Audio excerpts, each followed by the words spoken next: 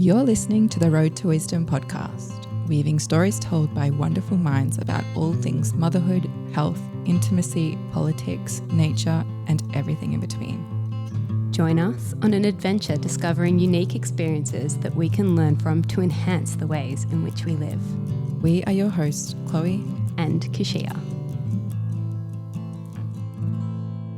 This episode is proudly sponsored by Salty Cabins, a unique, luxurious off-grid escape.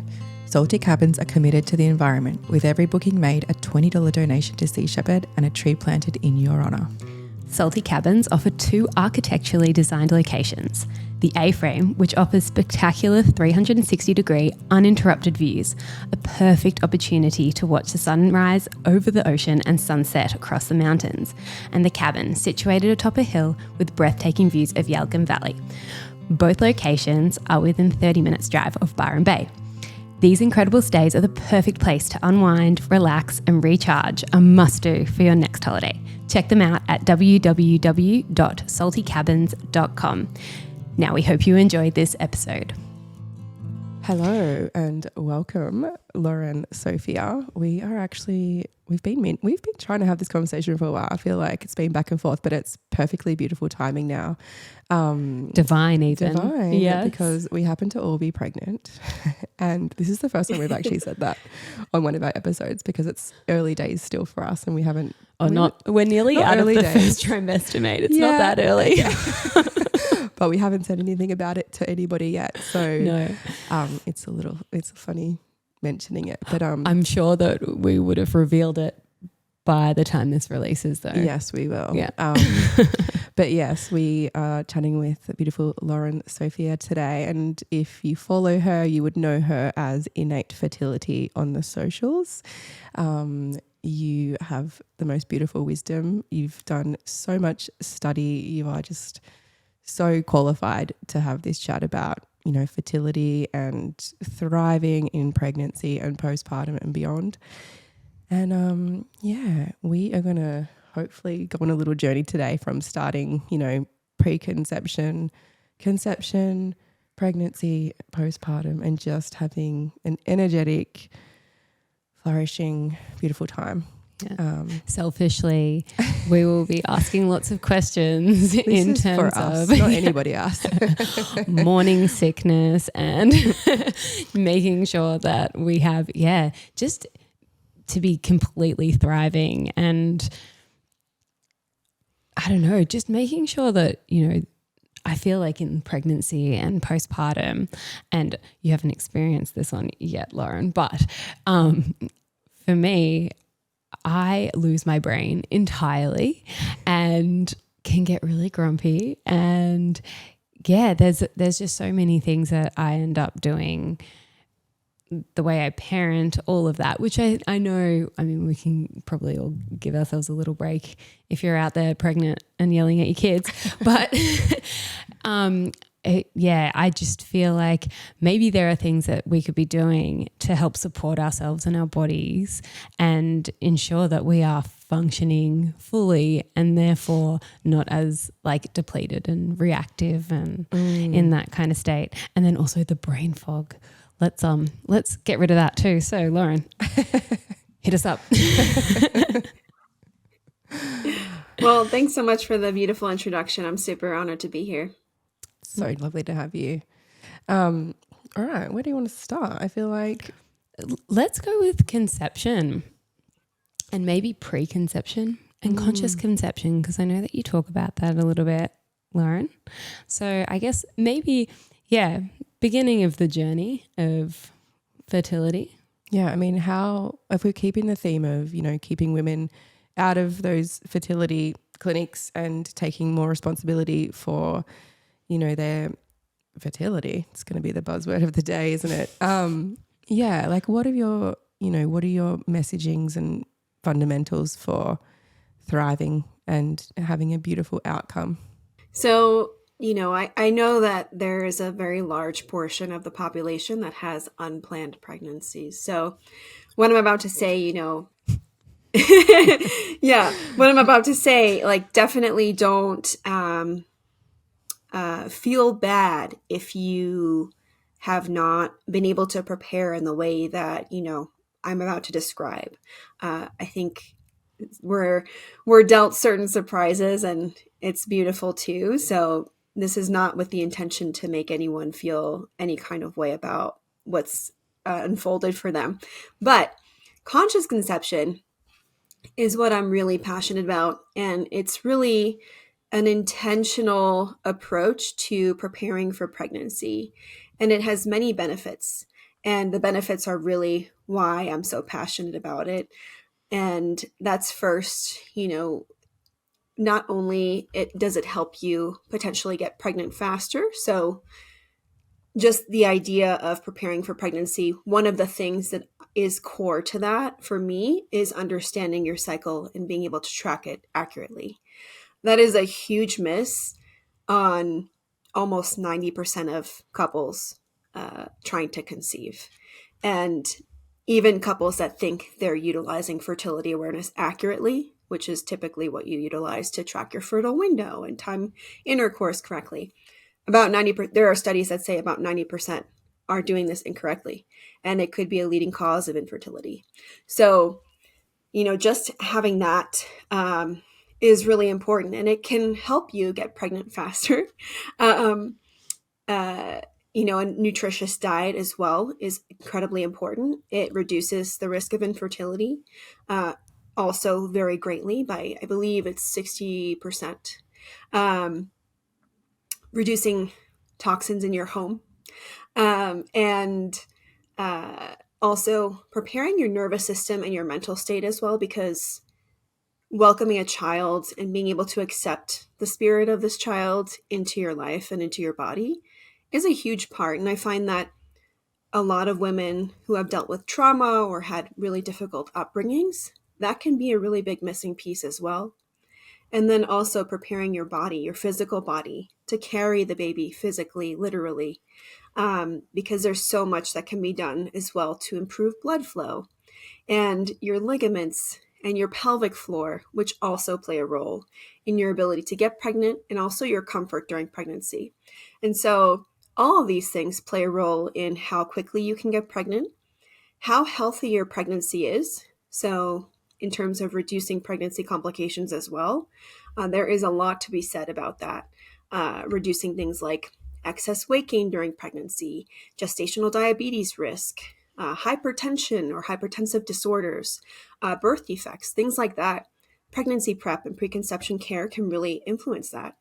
And also how resilient you are postpartum, how quickly you are able to heal, and how much you are able to care for your child. I get women all the time saying, I had no energy to even care for my newborn because I was just so depleted. And can really influence how you feel postpartum as well. And then there's the big reason too, of course, which is your child's health. You want to create the healthiest human possible. You want to create the healthiest baby possible. And preconception preparation can help you do that by optimizing your health, because you actually quite literally imprint your health onto your child at the moment of conception. It starts to unravel and your genetics start to sort of play and unfold, as well as your partners. So that's a note too, that this is not just for women, but also for your partners. But yeah, we imprint our health onto our children, and that also ripples into future generations, so their children's children. So at least by preparing for conception or your health at pregnancy is influencing your child and your grandchildren's health. Yeah, wow. So what are a few things that you would suggest to women who are in that preconception phase and looking at creating the best outcome? Like how much time, I guess we can start with the time frame that you would tell women to, and men or couples, to do a preconception program. And then, and a few tips as to like what nutrition. You would suggest. I think nutrition, because there's so much like diet dogma out there still. And I don't think that's going away anytime soon. So I feel like women are like, they start eating a certain way because they think it's the best, but there's so much confusion around that. So I'd love some clarity there. Yeah, I can talk about both. So as far as timing, it's really difficult to say because no one has lived your life in your body or your partner's body. And so there are so many things to consider when it comes to preparing for conception, including whether or not you have chronic health issues that are unmanaged or managed, or what medications you have been on, what diet you've been eating, you know, whether this is your first or, you know, how long ago was your last pregnancy. Those are just a couple of examples, but, you know, the typical minimum in the United States, at least, is 3 months. I think that's definitely important as a baseline minimum, but usually I see women wanting to put more time in. And it's not a question of like, can you get pregnant within 3 months of preparing for pregnancy? Probably. But, you know, based on everything that's happened until now, how you've lived until now, are you able to optimize truly within that time frame in a way that will set you up for success during pregnancy and postpartum? That's really the question there. And that's where the intentional preparation is really considering this time frame with a lot of care and thoughtfulness, and potentially extending that time frame, you know, to work on these specific areas of opportunity if you identify them. Some women are ready to go, but I find for the most part that there may be some really big gaps that can be filled, especially regarding nutritional deficiencies, maybe even pelvic floor, excuse me, work that needs to be done. So and there's a lot of things at play, and it's really difficult to say like what the generalized timeline should be, but you could say, I guess, at least baseline minimum 3 months for both partners. This is so interesting because I feel like as women, and you know, a lot of the conversations we've had on our podcast recently is about, you know, of course, a woman who's 45 can get pregnant if they, you know, there's certain things that kind of line up. But the optimal time to get pregnant is obviously a lot younger than that. But we're so disconnected from thinking that in our early 20s we should be priming and reclaiming our fertility and making sure like we're living a certain way that's actually conducive to being ready to go, so to speak. So yeah, I think it's something that, you know, kind of needs a little bit of reprogramming with younger women and re-educating around, you know, that's a big part of preserving women's health. Yeah. Bit off topic there, but for me, who's accidentally gotten pregnant 5 times. Why? Yeah. I think you're totally right, though, because we've been conditioned to think that our fertility is completely separate from our health. It's like this compartmentalized thing, just like everything is compartmentalized when it comes to our bodies. Of course, nothing is connected, and I say that sarcastically. But, you know, we've been conditioned not only by societal norms, TV, all the inputs there, but the way our medical system is set up too. And so, of course, you know, women kind of think like, I can think about this later. And my period issues have nothing to do with my health right now. It's fine to not have a period. That's normal. But it all is connected. And so I feel like there is a shift happening with younger women realizing, you know, to really get a hold of their issues, and they're kind of, you know, becoming more knowledgeable about their cycles because they realize like all these solutions that they've been offered aren't working, or they don't even want to, you know, take the birth control pill to regulate their cycle, quote unquote. So we're looking for more answers, and I'm here for it. But that's certainly not the way I grew up, and was, you know, kind of like led to believe. But yeah, I know that you asked about nutrition as well. And so that is a huge part of preconception preparation as well. Most women in their reproductive years are nutrient deficient. So we're starting in a negative state. And so part of pregnancy prep is really building up those nutrient stores so that you're at least hopefully replenished to handle your own needs, but also this growing baby that you'll be carrying. And, it is true, your body will pull as much as it can from you to deliver it to your baby, but your body has to have it in the first place. Mm-hmm. So, if you don't have it, it's going to compensate in other ways. And that could mean making trade-offs for certain things. And that could manifest in things like tongue ties, for example, or even worse. So, I think replenishment is really, really important. It's not the only thing, though. I will say I think there's tunnel vision when it comes to nutrition. I think there's a lot more that can be done as far as pregnancy prep, but it is one of the primary areas I focus on and help women in terms of preparing for pregnancy. And the primary focus is building up those nutrient stores, and also identifying any specific deficiencies that could be at play so that you have a good strategy for how you want to nourish yourself moving forward. And that involves a lot of nutrient-dense foods, whole foods. I'm sure your audience is all about that. But, shopping the perimeter of the supermarket or grocery store, eating as minimally processed foods as possible, but also preparing your foods in a way that allow you to extract the nutrients as easily as possible and to digest them as easily as possible.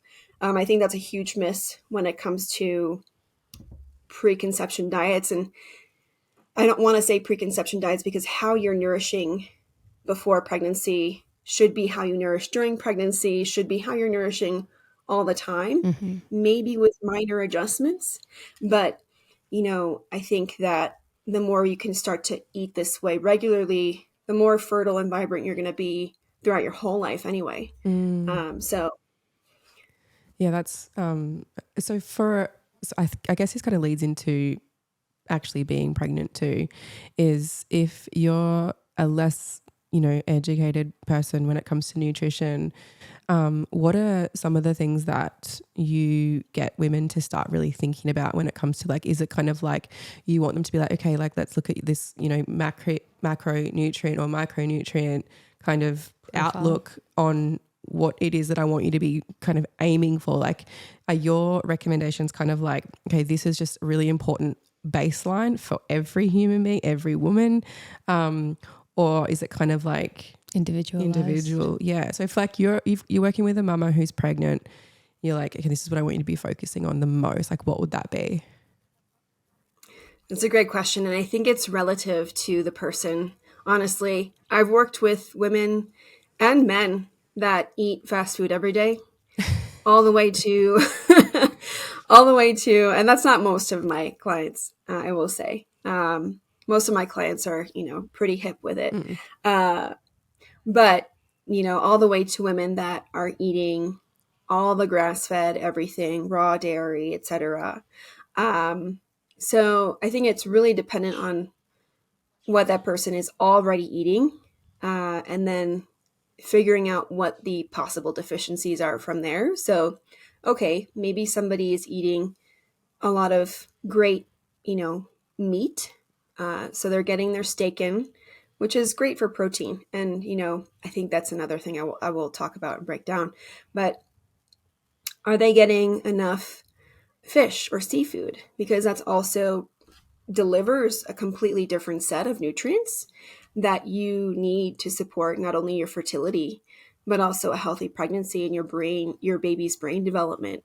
And so it's kind of looking to see what the patterns are and going from there. Or, if this person is very intolerant to eggs, how can we make sure that they get more choline in their diet, for example, which is one of the primary nutrients and star nutrients that eggs deliver. So what else are they eating that will deliver choline?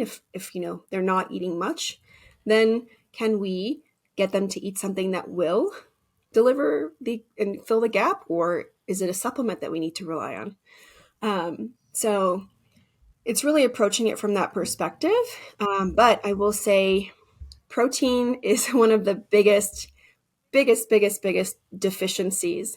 And you might be surprised because it's not a vitamin or a mineral, but it's a macronutrient. So it's one step up. But for women, most women come to me eating too little protein in general.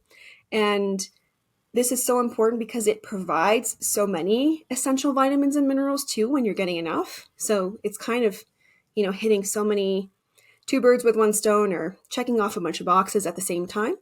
But it's super important for balancing blood sugar, which is really important for fertility, super important for thyroid health, super important for detoxification, super important for providing, again, a lot of vitamins and minerals. It's also going to serve as the building blocks for your baby and your placenta and the stretching of your skin as your pregnancy goes on. So it is so important, and too many women are not getting nearly enough protein. That is one thing that I see across the board. But yeah, we can also talk about specific kinds of foods that I really like to see, if that's something that would help. Please. Yeah. So, and you're not going to be surprised by this, probably. But, really a lot of healthy animal foods are really what's going to provide the protein that you need. So it just allows you to get more bang for your buck, and it contains less anti-nutrients, which inhibit your absorption of these really critical vitamins and minerals. So a lot of muscle meats are really great, but also the gelatinous cuts too. So you might hear of eat nose to tail, and that's really consuming, the whole animal. And I'm a big fan of that because all of the different parts of the animal will provide many, many different varieties of nutrients. So you have your muscle meats, which are really, really high in protein and vitamins and minerals, but also the gelatinous cuts, really the sinew, the bones. You can make bone broth from them. They have anti-inflammatory proteins as well, and a lot of minerals. And then the organ meats, which are basically like nature's multivitamins. So those are super concentrated sources of vitamins and minerals, and varietizing those can really help you get even more nutrition. And so I love the whole animal approach. Seafood, super important. And that's fish and shellfish, especially shellfish. I love shellfish. Super nutrient dense for minerals and vitamins. Again, super rich in protein as well. Dairy products. If you can get high quality dairy, that's great, or raw, that's even better. But even just regular dairy is going to be wonderful in providing a different set of minerals and a different set of amino acids, different kinds of proteins. Eggs are amazing. And you'll notice that all of those are basically animal proteins. But also, fruits and vegetables are a really important part of this too. Properly prepared though. So a lot of vegetables will have anti-nutrients. So you can't really eat them. You can, but you shouldn't eat them necessarily raw. Fruits you can. They're amazing. They contain really usually easy to digest carbohydrates and a different profile of carbohydrates than something like grains, for example. And that also helps with energy production. And they also contain minerals as well. Other minerals that maybe are less profound in animal foods, like potassium, for example, which is very important. And so I would say those, as well as, legumes and some grains, I'm a big fan of as well, as long as they're prepared properly, the ancestral traditional way. So this is like soaked, to make sure and like soaked, sprouted, soaked, yeah, fermented. You can utilize all of those different kinds of methods depending on what you'd like. They all have different times for the different food and different potentially components that you need to worry about. But it just helps with also not only nutrient assimilation, but digestibility and blood sugar regulation as well. So huge bonuses there. But really I focus on the protein because you hit so many things. And then you need the plant foods for the fiber, additional minerals, and they also provide other sources of vitamins too, like folate, for example, which is everyone's favorite nutrient to talk about during pregnancy. Oh my gosh. Should we actually quickly cover like the debacle about folate and folic acid synthetic while we're here? Yeah, let's do it. Let's get your take on it. Or not even your Sure. take, like it's the truth about it. Let's get the truth about Yeah. folate, folic acid and synthetic versions. Sure. So folic acid, to be 100% clear, is a chemical. It's synthetically produced. And what's really annoying is that in the literature, folate is referred to as folic acid is referred to as folate. There's not a lot of Differentiation, distinction. It really bugs me because we should be really clear on that in the literature. Yeah. And not so the same thing. you have to read. You have to read a bit more to really catch that and understand, okay, is this actually referring to folate or folic acid, and which type? Folate comes from food.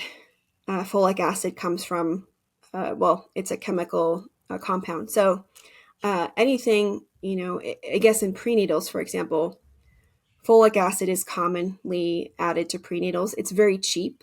The issue with folic acid is that, at least in the United States, about half the population has a genetic mutation that makes it very difficult to convert folic acid into folate, which is basically what has to happen when you consume folic acid. And if this conversion can't occur, you end up with a lot of unmetabolized folic acid in your body, which we are only beginning to understand the repercussions of. So this can potentially lead to amassed vitamin B12 deficiency. It can lead to functional folate deficiency. So it will take up receptor space and block actual folate from getting into the receptor, but not act the same way. I do want to clarify that folic acid has been proven to help reduce neural tube defects. And that's usually what people are most concerned about. Something like spina bifida, for example. Mm-hmm. However, there are a lot of cases, I think about 33% of them, a third, are folic acid resistant. So why is that? And it's not covering everyone's bases. It's maybe helping a certain amount of people, but not everyone.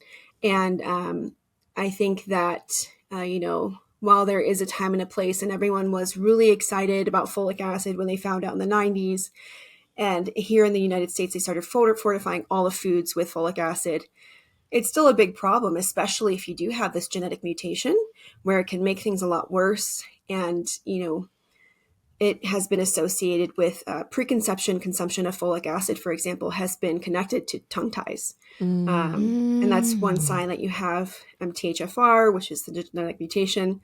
But there's way worse repercussions if you're not utilizing a biologically matched form of folate with, yourself. If you have MTHFR, it could lead to other things, because then you end up with folate deficiency. And then that is a huge problem. It can lead to birth defects, autism, etc. It's like all things, hey? Like we try to isolate it, and then what have we done? What would you suggest, like, consuming then to increase your folate? Like, what should people actually be doing to increase their folate rather than going to supplementation? Yeah, so food is definitely the first thing I would look at, because there's also this additional nuance, and I don't want to maybe get into it too much, but there's such a thing as a hypomethylator and a hypermethylator. So, one supplement version, or one type of supplement form of folate, I should say, is not going to cover everyone's bases. I think a third of the population are hypermethylators, 2/3 are hypomethylators. And there's different approaches you have to take because they're going to require different things. So if you've ever heard somebody say like, oh, this folate supplement made me feel really sick, that could be a sign that, this is not working for you and you're of the other type. But anyway, to simplify everything, food first is really where you want to go. And it's going to have the most usable form of folate for you. And, folate is quite delicate, so you have to be careful in terms of like heating things too high. So you don't want to cook the excuse my French, but the crap out of your leafy greens. You do want to cook them, but you don't want to burn them or cook them too much on high heat. Leafy greens are a good source, but they are not the richest source. Liver is actually the richest source of folate. And so if you're trying to get more folate into your diet, and there are so many other reasons to eat liver anyway, and this could be chicken liver, this could be beef liver, this could be calf's liver, this could be bison liver, lamb liver, but it will contain so much folate, and it will also hit the mark on so many other nutrients and be very easy to digest as well. So liver is great, leafy greens, and then legumes are another great source. Amazing. I would actually love to quickly just touch on while we're here the myths around eating things like raw liver, oysters, raw dairy, raw eggs. What else is there? In pregnancy. Cheese. Because I personally eat all of those things, and I know many other women are starting to realize that they're probably actually pretty safe. What's your thoughts? Not as detrimental as what we're all led to believe. Yeah. Yes. It's really relative comfort level, honestly, because plant foods pose just as much of a risk as these animal foods that you've just listed in terms of foodborne illness, at least here in the United States, as far as like the statistics go. So you have just as much of a chance of getting food poisoning from your salad as you do your runny egg. That might actually, you might have more of a chance of getting food poisoning from your raw salad than you might have runny egg. But, it's really on a food by food basis. Quality matters, storage matters, preparation matters, sourcing matters. It's really a matter of common sense. Again, it's also comfort level. So I would say do your research. I won't be able to remember the statistics off the top of my head. I do have a post that kind of breaks everything down. But it's about gauging your comfort level with kind of like, knowing that it might be quite outdated to be referring to these foods as like risky. Dangerous. Yeah, I will say the one thing I wouldn't necessarily recommend is shellfish, raw shellfish, especially if you're in a landlocked state like I am. I'm in Colorado, so there's no ocean near me whatsoever. But for example, my husband and I went on a baby moon to Mexico, right on the shore. And what did I have? I had a lot of ceviche. And technically, it's cooked with lime juice, but it's not fully cooked. I had some raw fish as well, some raw scallops as well, and those would be considered quite risky. I think, shellfish does carry more of a risk, and I have gotten food poisoning from shellfish in the past, so I'm a little more careful, but it was typically like because I'm landlocked and it was a weird situation. But that's the only one I would say, like, maybe use a little more caution. Yeah. I think it's always good to just consider where you are in the world, and it's, it's same. I mean, if you're in Colorado, you're probably not eating tropical fruit all year round. So I think the same thing applies. If you aren't living by the coast, you probably shouldn't be eating raw seafood, maybe.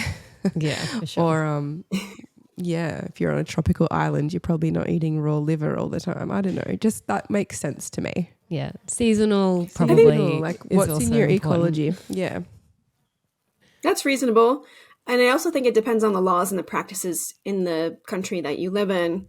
So, for example, most fish here in the United States is flash frozen before, you can buy it at the supermarket or, it's served at a restaurant. And that will usually kill most, if not all, pathogens. So eating sushi from your favorite sushi restaurant, which you've never gotten sick from, even if you're in Colorado, that's fine. Like, I do that all the time. Yeah. What I would say is, like, don't get the gas station sushi that's probably been sitting under the heat lamps or, under the fluorescent lights for gosh knows how many days. Yeah. Don't they use lab meat in that now? Yeah, it must be. You must be. I don't know. Yeah, I always, because I've spent a lot of time in America and Canada, and like we don't really. I mean, like I'm following the lab meat thing, and I am mortified that one day I'm going to go back there and accidentally eat a lab grown salmon. Or it's hard enough differentiating between like farmed fish, wild fish, and now I've got to think about Lab 3D printed salmon. I'm freaking out. We just all need to move to Italy. Yes. Where they've banned. She, like, you don't have to tell her. She's going. She's on her way. It's our plan. It's our plan. Yeah. Okay. I'm glad we touched on that, because sometimes people, I think my last pregnancy, it was very controversial. I was like posting on Instagram, just downing raw liver, and people were like, oh my God, what are you doing? Like, that is not okay. So I'm glad you validated my behavior. Oh yeah, it's really up to you. You are in power. You have the power to make those decisions, and you know, I would just say you don't have to do anything you're not comfortable with. If the idea of, like, you know, eating that scares you more than anything, then absolutely don't do that. But if you want it, you know, I get women all the time like, oh, I just want a deli sandwich. And, you know, go to the deli, get some freshly sliced ham and turkey, make your own sandwich. That's amazing. You know, like hit that, your body's craving this thing. Probably more than just the deli taste. It's probably craving the protein and things like that too. So there's really nothing wrong in, you know, making one yourself. Loren, what would you suggest for women who suffer morning sickness and the thought of most food is anything but appealing? How have you managed that with clients in the past? That's a great question. So I will say morning sickness, the solution for it is very particular to the woman. So what helps one woman is not going to help the other woman. I will share, though, what I've seen work for most. And I do want to share, too, that one of the reasons I love preconception prep is because in the first trimester, while you might be experiencing morning sickness, while your placenta is being formed, your embryo is getting nourished by your uterine lining, your endometrium. So all the work you've been putting into preconception prep, you can kind of just relax because you've built your nutrient stores, you've thickened that uterine lining, you've optimized your progesterone levels, you've optimized your uterine lining thickness to be healthy and plush and to really nourish that embryo while your placenta is being formed. And so even if a lot of my students don't experience morning sickness, and it's just like, it's this miracle that happens, I guess, you know, they've prepared for pregnancy, especially the ones that put in at least 6 months to a year, they typically don't. But you know, for those that do, it's not like anything's wrong. So also take solace in that your endometrium is nourishing your baby, and also that this is a very common thing. Granted, like severe morning sickness where it's really starting to diminish your quality of life, I also want to acknowledge that that is also not normal. And, you know, I feel for you and you don't deserve that. But for anyone... And, sorry, really quickly, you're referring to hyperemesis there? Where? Hyperemesis, or, you know, maybe somewhere between your typical morning sickness and hyperemesis, like really severe, but not severe enough to be hospitalized. Just almost, you know, getting depressed too because of it. Is that just a sign of full depletion in your opinion, or is that something a little bit more sinister? Or there are so many reasons for it, especially hyperemesis. There could be a lot of gut issues that were previously not taken care of or unidentified. There are thyroid issues that could be at play. So these are things that, you know, these are the things that I love to like kind of work through with clients to really figure out if there's any potential issues around these things to help hopefully prevent something like hyperemesis. But also there are so many reasons to optimize your gut health and thyroid health too. And those are just a couple of examples and reasons why hyperemesis might occur. So I don't think it's cut and dry, and certainly we don't know enough about exact causation for morning sickness. And with so many women going through it, I think yes, there certainly are things we can do to prevent it, but also like you're in a completely anabolic state in the first trimester.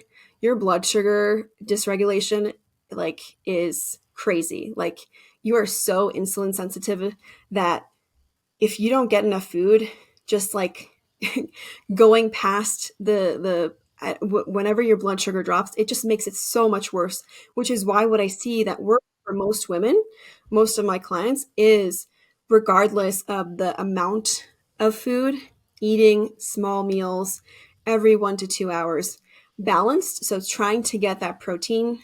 I know that food aversions can be really strong during this time too, but really taking anything that you can get. Like I will take anything that I can get. If you don't have to have deli meat, you don't have to have fish, you don't have to have steak. You can have a piece of cheese or a glass of milk and then some crackers. Like just try to balance it in a way that will support your blood sugar, because if you don't, it will make it so much worse. Like for example, I had one client that was able to stomach a breakfast.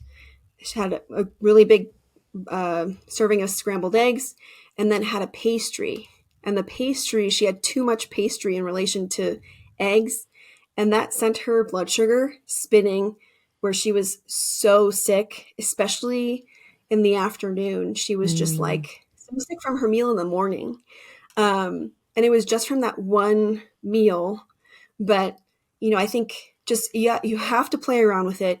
You have to have grace and be kind to yourself, and know that, just hang in there, play around with things.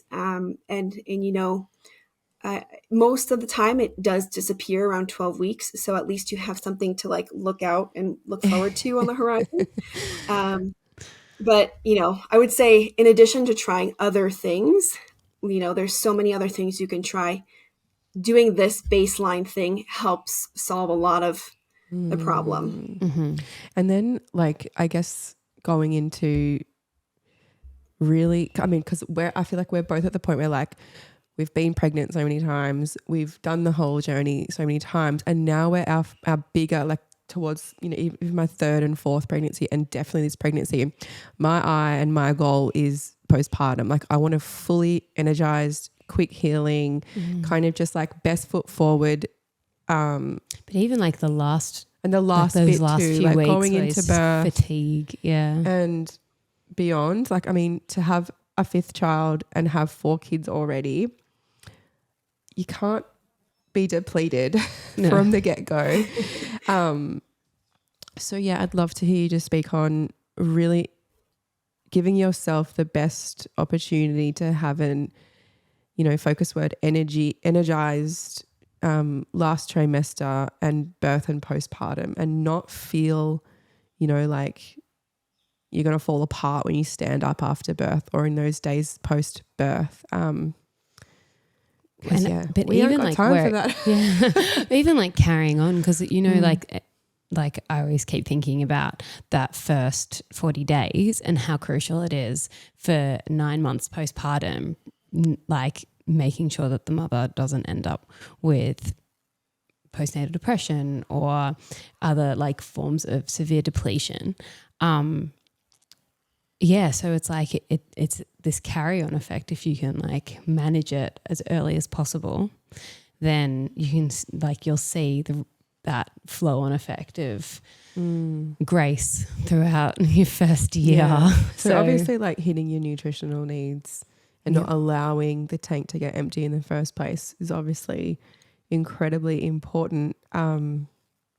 but But what else do you think there is? I mean, I'm hearing like eat a lot of protein, can do.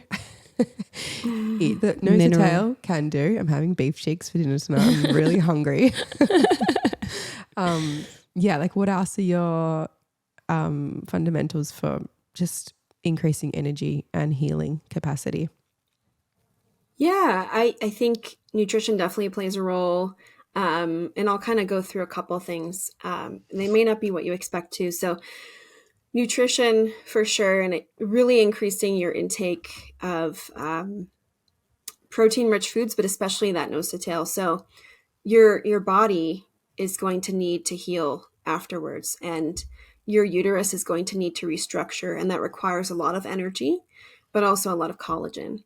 And so really focusing on those collagenous foods, but also collagen building foods. And collagen nutrients that help build collagen include vitamin C and amino acids like glycine. Vitamin A is really important for collagen production. Zinc is also really important, so is copper. So making sure you're getting a lot of these nutrients, and also really helping your body heal by eating foods that align with this season. And postpartum is basically a winter. So eating warming foods, which are going to allow your body to focus its energy not on digestion, but healing the tissues from birth. So, and supporting that restructuring. And the more energy your body can focus on that, it'll have maybe hopefully leftover energy that you can also extend to your family too. But yeah, a lot of that is definitely really important. Getting enough calories as well. There's definitely an adjustment period as you go from pregnant to postpartum and having to stay up and nurse your baby. If you know you're doing that, waking up in, every 2 hours. And a lot of women, a lot of new mothers forget to eat. It's just like complete survival mode. So either putting a reminder on your phone to eat, or having your partner, putting that on your partner, or whoever is there to support you. Yeah, let's put out there now meal trains. Meal trains. Organize a meal train where people mine up now. Bring you food. Get your community around you. Meal trains. Yeah. Yeah, meal trains. Also postpartum meal prep. If you have the energy, take advantage of it while you still do in the third trimester. So maybe the first couple weeks, first month or two of your third trimester, start preparing slowly but surely freezer meals that you can just put in the fridge to defrost. And then, during the week, you can just take them out as you need them.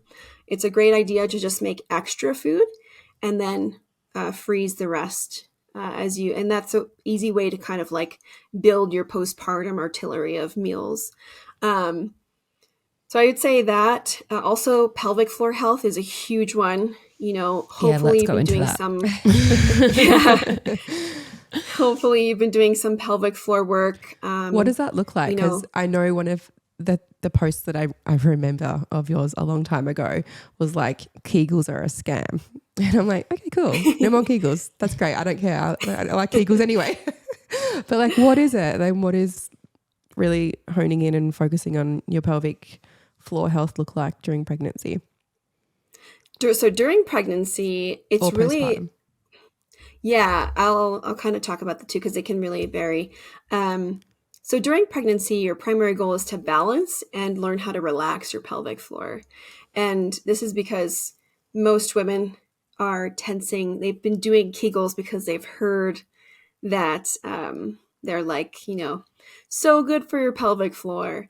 They wear a lot of high heels. They do a lot of things that tighten the pelvic floor. If you're somebody that suffers from vaginismus, for example, you know exactly what this is. But also if you have issues like endometriosis or PCOS, your pelvic floor is going to be very tight too. So learning how to engage your pelvic floor, but also relax it even more importantly, because during birth, that relaxation is what's going to prevent you from having, a 72-hour labor. Whereas if you don't know how to relax your pelvic floor, you're going to have a bad time. So you're just going to have a bad time if you can't relax your vagina.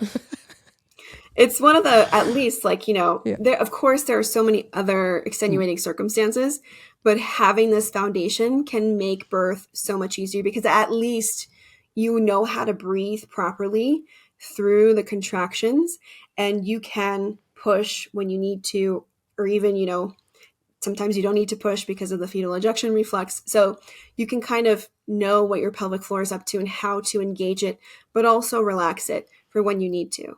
And so doing that work, especially the breathing, pelvic floor breathing, is incredibly important for during pregnancy. And also while you're exercising too, this is something that I teach as well, how to properly engage during exercise, because we not only do we kind of go through our day kind of like in this, we're breathing through our mouth, we're kind of like hyperventilating through our day, or at least a lot of people are. And then we go to work out and we're hyperventilating even more. That's tightening our pelvic floor so much because your pelvic floor is connected to your diaphragm. So, if your diaphragm is not properly functioning, your pelvic floor, you can bet your pelvic floor is going to have some problems too. So that's why breath is so important, and how you engage when you engage is really important. And then postpartum is a different story.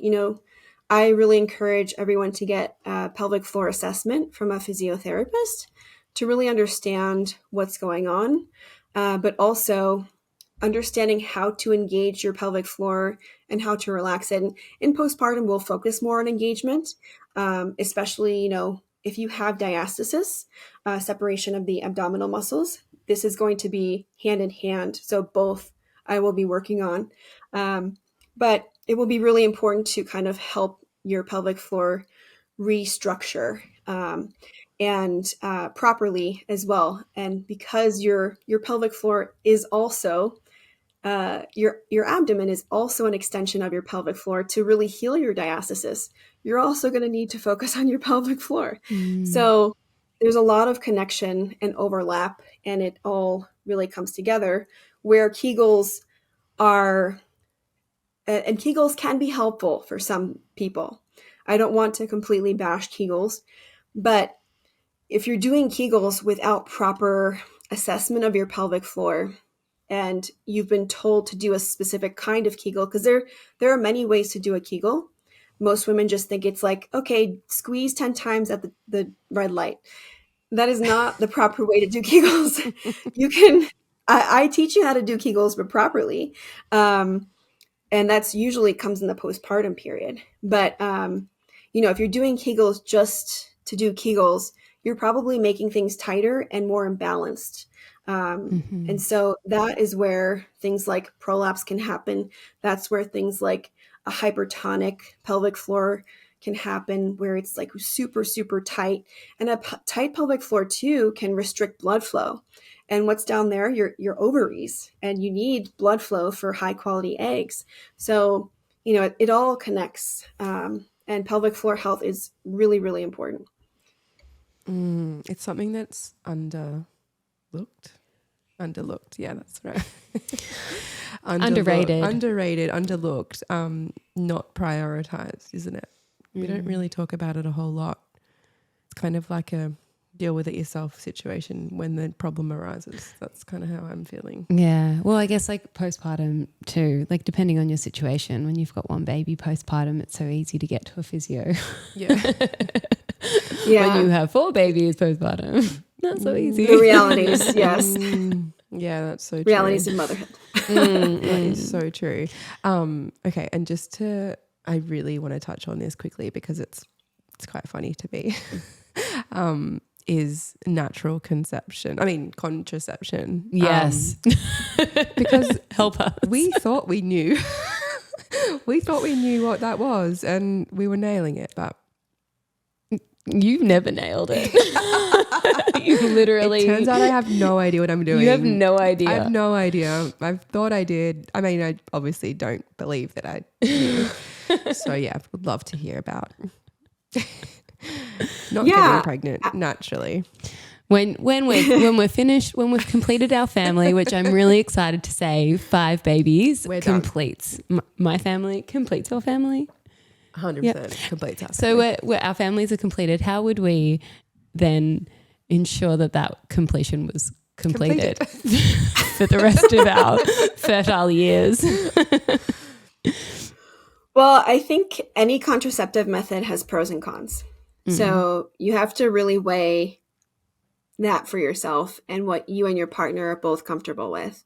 My favorite forms of natural contraception are fertility awareness.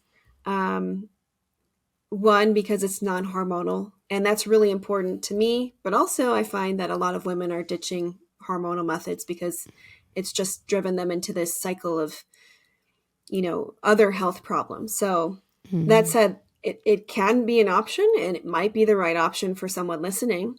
But you also have to, I think it's really important to make an informed decision. Okay, what does that come with? Because everything has an exchange. That's something that we go into in a couple of our other episodes. So if we were looking at purely on, I guess fertility awareness, which is something that I feel like we don't really know enough of. I feel like that's the thing. And you mentioned it earlier that hardly anybody actually, because everybody, especially around here, everyone's like, oh yeah, I just track my cycle and I don't get pregnant, but we all getting pregnant. And so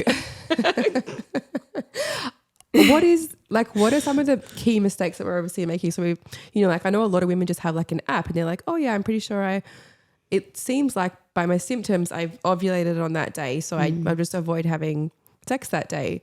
But obviously you can get pregnant days leading up and post, and perhaps you don't have the right symptom and you're not actually tracking correctly. Are they the mistakes that we're making? Or not just us, but women in general? Very possibly. So fertility awareness is not the way that your grandma tracked her cycle, the rhythm method. This is not the rhythm method. This is not your app telling you when you're supposed to ovulate. Do not use your app as your tracker. You can use it to put your information in that you are tracking, but it will not confirm anything for you, and it cannot predict accurately what's going to happen. It is just I look at it as like a notebook almost. So, you can track your symptoms, but you're the one saying, I probably ovulated on this day. And you're the one that says, I started my cycle this day, and this is when I might, I would ignore your ovulation is predicted to happen on this date. Because while oh my gosh, I wish I could remember. I recently saw a study that went into the inaccuracy of these apps. Gosh, I wish I could. You don't need to say anymore. That pretty much just seems obvious. Inaccuracy of apps seems pretty. Yeah, a fair analysis of apps in general. There's that. But would we, if we're going into fertility awareness method, what are the things we're looking at? And I think from memory, it's, cervical fluids and body temp. And body temp. Is that what you would suggest? So I want to maybe backtrack a little bit and then explain fertility awareness too, because I think a lot of people think fertility awareness is one thing when it's actually quite a big thing. So another really big mistake I see women making is they're using ovulation predictor kits as their only method of tracking their cycle as well. And while they can be helpful information, they should not be used alone. This I've seen way too many times, either thwarting and completely sabotaging chances of conception, or huge mistakes have been made and now you're pregnant again when you don't want to be. Lots of babies coming in. So there's that. And then there's also just this idea that you can piece together a fertility awareness method from people on Instagram. And I'm telling you that that is also not a good idea, whether you want to get pregnant or you don't want to get pregnant, because this will just mess with everything.